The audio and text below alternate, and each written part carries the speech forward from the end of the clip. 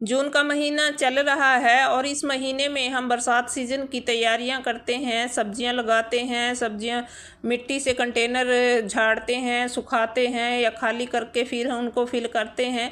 बीज लगाते हैं, बीज से पौधे तैयार करते हैं, सीडलिंग, और पौध जब हम तैयार हो जाती है फिर लगाते हैं। तो इस महीने में ये सारे काम हम करते हैं। लेकिन हमें कैसे कैसे करना है, देखिए अभी यहाँ पे हमारे यहाँ तो बरसात हुई नहीं है, एक भी बरसात। तो अगर हमारे यहाँ बरसात नहीं हुई है और हम किस तरह, आपके यहाँ भी बरसात नहीं हुई है, तो किस तरह से हम कर सकते हैं इन कामों को। तो देखिए एक साइड हम मिट्टी बनाकर, थोड़ी सी अच्छी सी मिट्टी बनाकर उसमें सीडलिंग तैयार कर लें।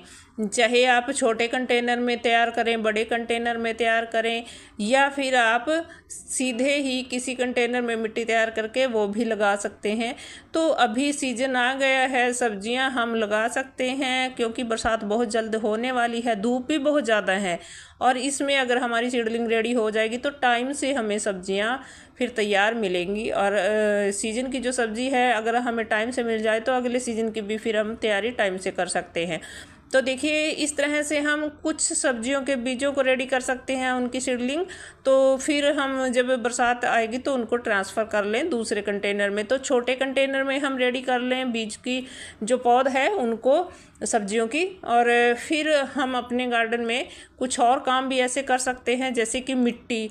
सबसे बड़ी बात है मिट्टी की, सबसे पहले मिट्टी को, क्योंकि टाइम यही है मिट्टी को सुखाने का। इससे आगे मिट्टी हम नहीं सुखा पाएंगे जब बरसात हो जाएगी, क्योंकि बरसात के पहले मिट्टी को स्टरलाइज करना ज़रूरी है, क्योंकि फंगस काफ़ी ज़्यादा बढ़ जाता है बरसात सीजन में।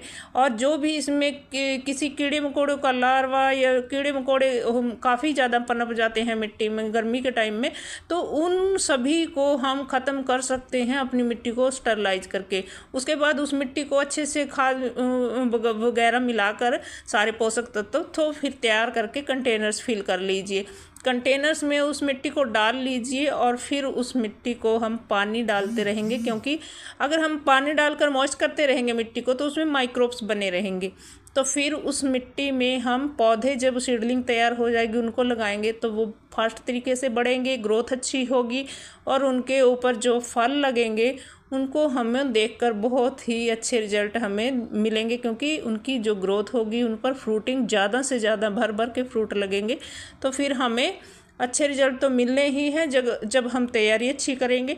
तो इस तरह से हम अपने गार्डन में तैयारी सारी कर लें, और उसके बाद जो बेलें वगैरह चढ़ानी है उनके लिए मचान भी तैयार कर लें, क्योंकि बरसात सीजन में मिट्टी का तो हम काम बिल्कुल भी नहीं कर पाएंगे। गीली मिट्टी हो जाएगी तो फिर सुखाएंगे कहाँ, लेंटर ख़राब हो जाते हैं, फिर नीचे भी बह जाती है, अचानक ही बदली सी आकर उठकर बरसात हो जाती है, तो ऐसे में नहीं कर सकेंगे। और जो फूलों वाले पौधों की तैयारियां हैं उनकी कटिंग हम पहली बरसात आते ही लगाना शुरू कर देंगे, क्योंकि अगर हम फूलों वाले जो पौधे हैं उनकी कटिंग नहीं लगाएंगे तो फिर वो पौधे ज़्यादा से ज़्यादा हम नहीं बना पाएंगे। और ज़्यादा से ज़्यादा फूल हमें बनाने हैं, क्योंकि अगर हम फूल नहीं लगाएंगे, फूल वाले पौधे नहीं लगाएंगे तो फिर पॉलिनेटर्स बहुत कम आते हैं, और हम पॉलिनेटर्स के बिना नहीं रह सकेंगे, क्योंकि सब्जी नहीं खा पाएंगे।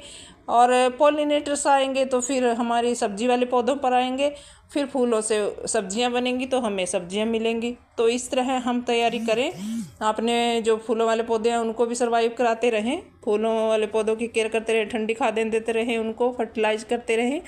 तो इस तरह से हम अपने सारे गार्डन के काम कर लें, तैयारियाँ कर लें, और ड्रेनेज होल वगैरह चेक कर लें सभी कंटेनर्स के। तो इस तरीके से हम तैयारी कर लें। तो कैसा लगा आपको मेरा वीडियो, सलाह आपको कैसी लगी? अगली वीडियो